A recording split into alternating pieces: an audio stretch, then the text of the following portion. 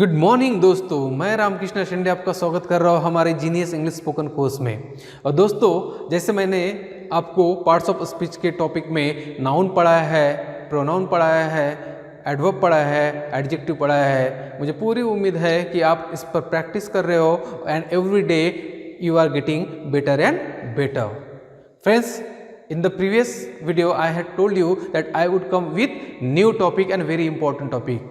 दोस्तों, ऐसे कहा जाता है कि वर्ब जो है ये इंग्लिश लैंग्वेज का बैकबोन है या सेंटेंस का बैकबोन होता है वर्ब। आज वही बैकबोन मतलब very important part of sentences हम पढ़ने जा रहे हैं एंड दैट इज वर्ब। तो ये वर्ब क्या होता है? वर्ब यानी क्रियापद जिसको बोलते हैं हम लोग। तो हम कई प्रकार की क्रिया करते हैं, हम बोलते हैं, हम लिखते हैं, हम खाते हैं, पीते हैं, सोते हैं, किसी से बातें करते हैं, घूमते हैं, चलते हैं, दौड़ते हैं, कई एक्शंस होती है और ये सारी की सारी क्या है? क्रिया है।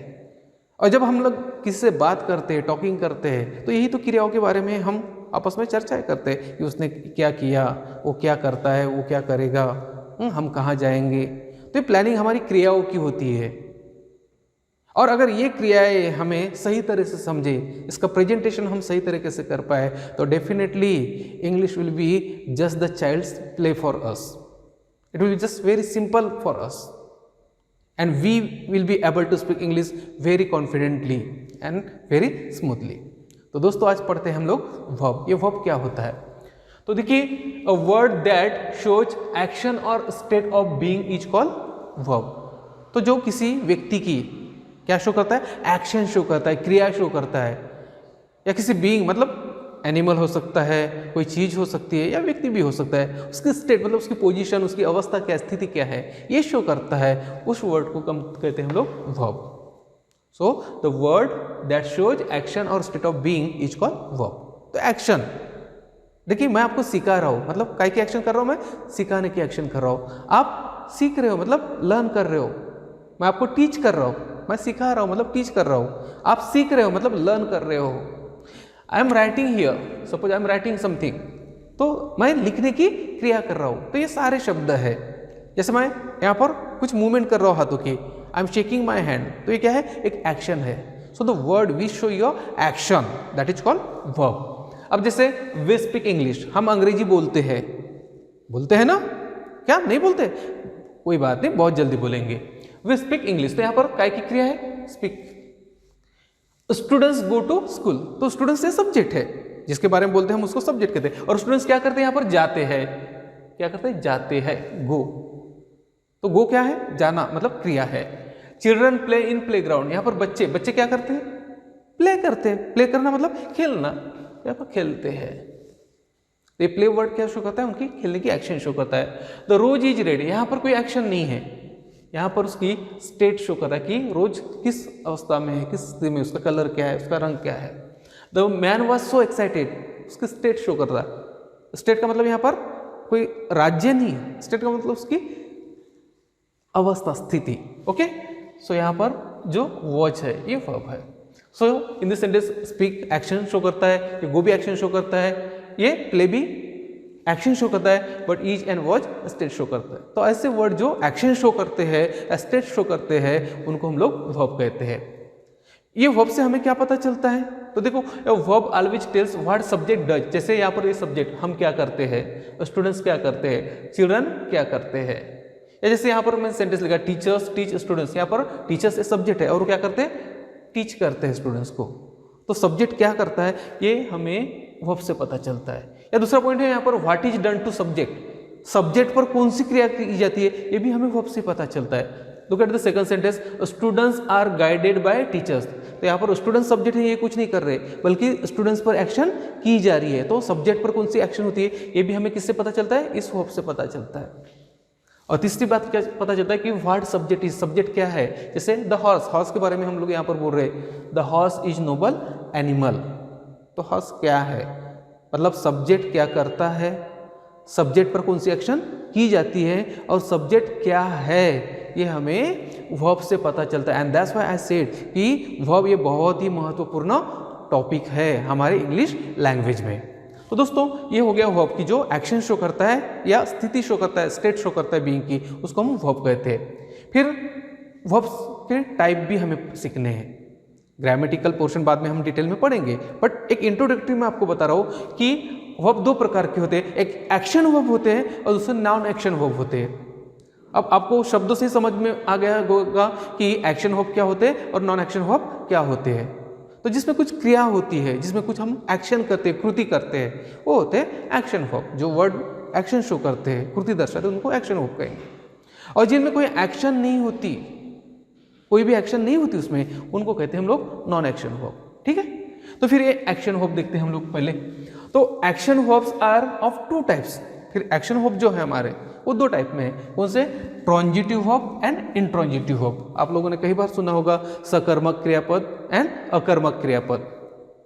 तो सकर्मक यानी जिसके साथ में कर्म हो, कर्म यानी ऑब्जेक्ट, और अकर्मक मतलब जिसके साथ में ऑब्जेक्ट नहीं है। तो ट्रांजिटिव को सकर्मक बोलते हैं और इंट्रांजिटिव को अकर्मक बोलते हैं। तो इसकी डेफिनेशन भी है कि ट्रांजिटिव वर्ब यानी क्या? इट टेक्स एन ऑब्जेक्ट, मतलब the verb which takes object after it. ऐसा वर्ब जिसके बाद में क्या आता है? ऑब्जेक्ट आता है, उसको हम बोलते हैं ट्रांजिटिव वर्ब। सकर्मक मतलब जिसके साथ में कर्म होता है। फॉर एग्जाम्पल देखिए, स्टूडेंट्स रीड बुक्स। यहाँ पर स्टूडेंट सब्जेक्ट है? रीड ये वर्ब है। अब इस रीड के बाद में क्या आया है? बुक्स आया है। तो what do students read? Students क्या पढ़ते हैं? किताब पढ़ते हैं। एक्शन ऑब्जेक्ट की तरफ जा रही है, मतलब इस वर्ब के साथ में बुक्स ये क्या है? ऑब्जेक्ट है। एंड दैट्स व्हाई ये जो वर्ब बना है रीड, ये क्या है? ट्रांजिटिव है। ये ट्रांजिटिव क्यों है? क्योंकि इसके साथ में ऑब्जेक्ट आया है। ट्रांजिटिव इंट्रांजिटिव डिफरेंस समझ लो आप, कि जिसके साथ में ऑब्जेक्ट आता है वो ट्रांजिटिव होता है, जिसके साथ में ऑब्जेक्ट नहीं आता है वो इंट्रांजिटिव होता है। तो soldiers protect the border. What do soldiers protect? Soldier क्या प्रोटेक्ट करते हैं? बॉर्डर प्रोटेक्ट करते हैं। ऑब्जेक्ट है यहाँ पर, तो प्रोटेक्ट ट्रांजिटिव वर्ब बन गए। Teachers guide students. हुम डू टीचर्स गाइड? टीचर्स किसको गाइड करते हैं? स्टूडेंट्स को गाइड करते हैं, मतलब ऑब्जेक्ट है, तो ये ट्रांजिटिव वर्ब है। I like you. हुम डू आई लाइक? मैं आपको पसंद करता हूं, तो यहां पर लाइक क्या बन गया? Transitive verb. समझ में? ट्रांजिटिव जिन वर्ब के साथ में ऑब्जेक्ट आता है उनको हम लोग बोलते हैं transitive verb. Now see look at the intransitive verb. It does not take an object, मतलब ट्रांजिटिव वर्ब जो होता है, इंट्रांजिटिव वर्ब जो होता है उसके साथ में ऑब्जेक्ट नहीं आता। Without object, it is without object. For example see people go to school. अब आप बोलोगे कि यहाँ पर रीड के बाद में या प्रोटेक्ट के बाद में जो वर्ड आया है, नाउन आया है, वो तो ऑब्जेक्ट है। फिर ये जो टू टेम्पल है ये भी तो नाउन है, फिर ये ऑब्जेक्ट क्यों नहीं है? तो दोस्तों हमें ऑब्जेक्ट फाइंड आउट करने के लिए हमेशा सब्जेक्ट और वर्ब को व्हाट और हुम से सवाल पूछने हैं, और अगर आपको आंसर मिलता है तो वो होता है ऑब्जेक्ट। जैसे मैंने पूछा था यहाँ पर कि व्हाट डू स्टूडेंट्स रीड, उसका आंसर मिला book. What do soldier protect the border, हुम डू टीचर गाइड स्टूडेंट्स, हुम डू आई लाइक यू। तो यहाँ पर अगर व्हाट से या हुम से सवाल पूछते हो तो आपको आंसर नहीं मिलेगा। देखिए people go to temple, what do people go? People क्या जाते हैं? तो आंसर नहीं मिलता। हुम डू पीपल गो? पीपल किसको जाते हैं? आंसर नहीं मिलता। हाँ, where do people go? Where do people go? तो उसका आंसर मिलता है टेम्पल। तो ये बन जाता है दोस्तों एडवर्ब ऑफ प्लेस, जो इसके पहले वाले वीडियो में पढ़े थे हम लोग कि एडवर्ब कैसे पहचानते हैं। या शी केम हियर, तो what did she come? Answer नहीं मिलता। हुम डिड शी कम? आंसर नहीं मिलता। हाँ, व्हेन डिड शी कम? वो कब आई? Sorry, where did she come? Where did she come? तो यहां पर हियर ये क्या है? एडवर्ब ऑफ प्लेस है। We wake up in the morning, when do we wake up? तो इसका आंसर मिलता है इन द मॉर्निंग। ये क्या है? एडवर्ब ऑफ टाइम है। He laughed loudly, how did he laugh? वो कैसे हंसा? लाउडली। तो ये एडवर्ब ऑफ मैनर है। तो यहाँ पर ये सारे एडवर्ब का काम कर रहे हैं, ये नाउन का काम नहीं कर रहे। और ऑब्जेक्ट हमेशा एक तो नाउन होता है या प्रोनाउन होता है, ये बात आपको ध्यान में रखनी है। अभी इस वक्त आप बहुत ज़्यादा ग्रामेटिकल्स में मत जाइए, सिर्फ ये समझिए कि ट्रांजिटिव वर्ब और इंट्रांजिटिव वर्ब क्या होता है। ट्रांजिटिव वर्ब में ऑब्जेक्ट आता है वर्ब के साथ में, और इंट्रांजिटिव वर्ब में उसके साथ में ऑब्जेक्ट नहीं आता। इसको कैसे पहचानते हैं ये शॉर्ट में मैंने बताया, बाद में डिटेल में हम लोग इसके बारे में पढ़ेंगे कि जिस किसी वर्ब के साथ में ऑब्जेक्ट आता है या ऑब्जेक्ट है या नहीं है, ये कैसे पहचाने? तो सब्जेक्ट और वर्ब को व्हाट या हुम से सवाल पूछ के देखिए। अगर आपको आंसर मिलता है इसका मतलब वहाँ पर ऑब्जेक्ट है, अगर आंसर नहीं मिलता इसका मतलब ही वहाँ पर ऑब्जेक्ट नहीं है। इन दैट केस आंसर मिलता है तो वो ट्रांजिटिव वर्ब है, आंसर नहीं मिलता तो intransitive. Is that clear?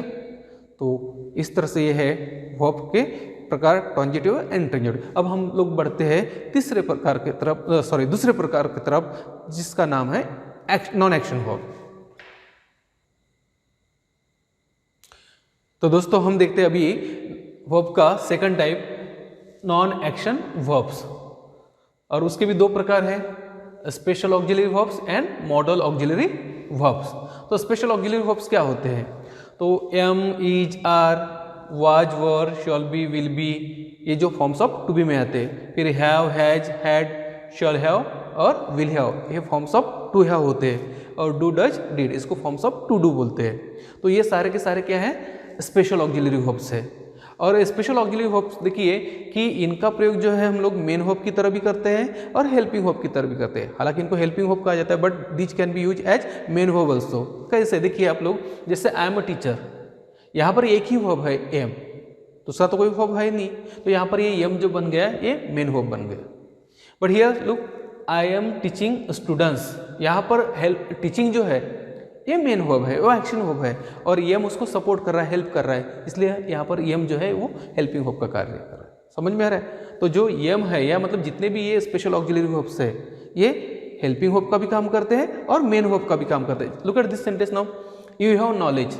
So see here have is only one verb, एक ही वर्ब है, तो यहाँ पर ये मेन वर्ब बन गया है। But here you have read many books, आपने काफ़ी किताबें पढ़ी है, तो यहाँ पर जो रेड है ये मेन वर्ब है और हैव हेल्पिंग वर्ब बन गया। तो इस तरह से जितने भी यहाँ पर स्पेशल ऑक्सिलरी वर्ब्स है, इनका प्रयोग हम लोग मेन वर्ब की तरह भी कर सकते हैं और हेल्पिंग वर्ब की तरह भी कर सकते हैं। Clear? Now look at the modal auxiliary verbs. Modal auxiliary verbs इसमें कौन से? तो shall, will, can, could, would, should, must, may, might ought to, used to, dare, need, ये सारे के सारे मॉडल ऑक्सिलरी है। अब इनको मॉडल ऑक्सिलरी क्यों बोलते हैं? Because this verb show the mood of the speaker, ये mood of the speaker show करते हैं, मतलब बोलने वाले का मूड शो करते हैं, बोलने का तरीका, उसका तरीका क्या है ये शो करते हैं, और इसलिए इनको मॉडल ऑक्सिलरी कहा जाता है। दोस्तों इनका सेंटेंस में सब प्रयोग करते हैं, एक टॉपिक वाइज, फिर सेपरेट टॉपिक्स में हम लोग पढ़ेंगे, कैन का अलग प्रयोग पढ़ेंगे, कुड का, सबका पढ़ेंगे।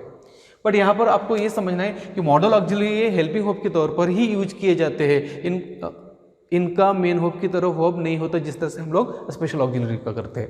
लुक एट द सेंटेंसेस कि यू कैन स्पीक इंग्लिश। अगर सपोज यहाँ पर हम लोग स्पीक नहीं लगाते और बोलते कि you can English, so will it make any sense?